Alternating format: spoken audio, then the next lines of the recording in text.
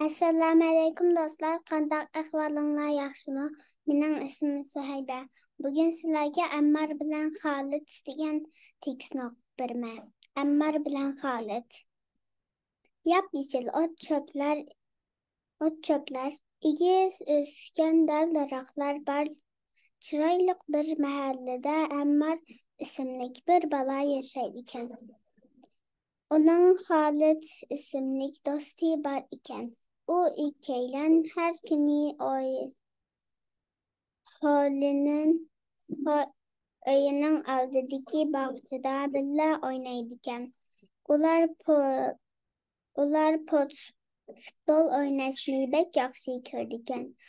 Xolid tatliq turmalarni ko'p yeydi ekan. Ammo tish sho'tqilashni faqat yoqtirmaydi ekan.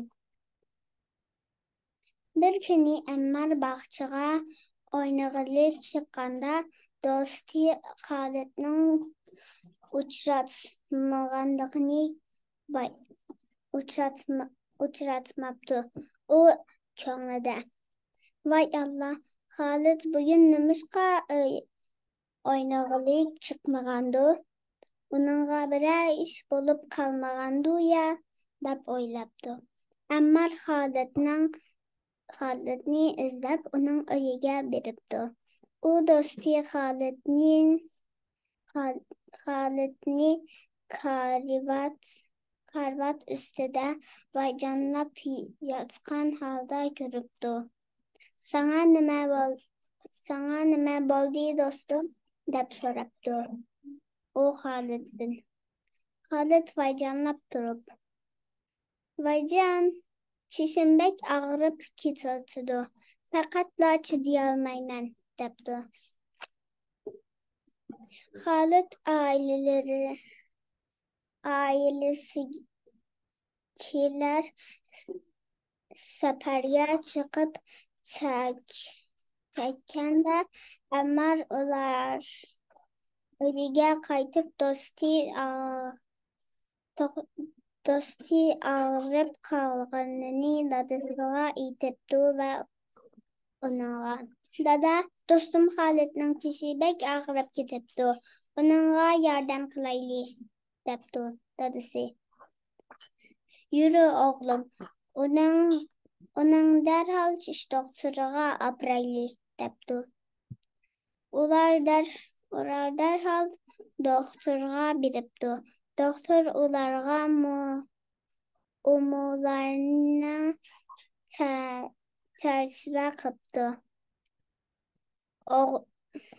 "O'g'lim, bir necha tal tishingni qurt yeb ketibdi. Tishlaringni og'rishi shu sababdan ekan. Men sana dori yetib beray. Dorilaringni vaqtida yegin. Uningdan boshqa har kuni atgan va kechda tishlaringni tish pastasi bilan cho'tkalashni o'zingga odat qilgin.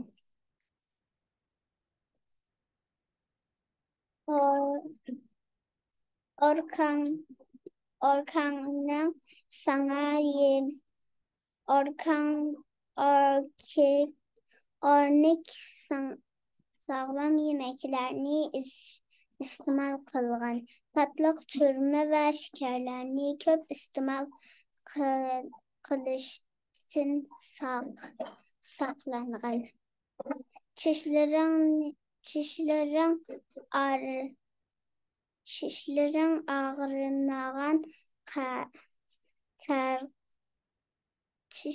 og'rimagan taqdirda har 6 oyda bir qatim tish doktoriga borib tishlaringni tekshirib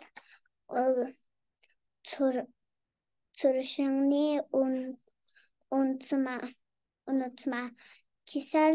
Kasallarning oldini olish kerak bo'lganda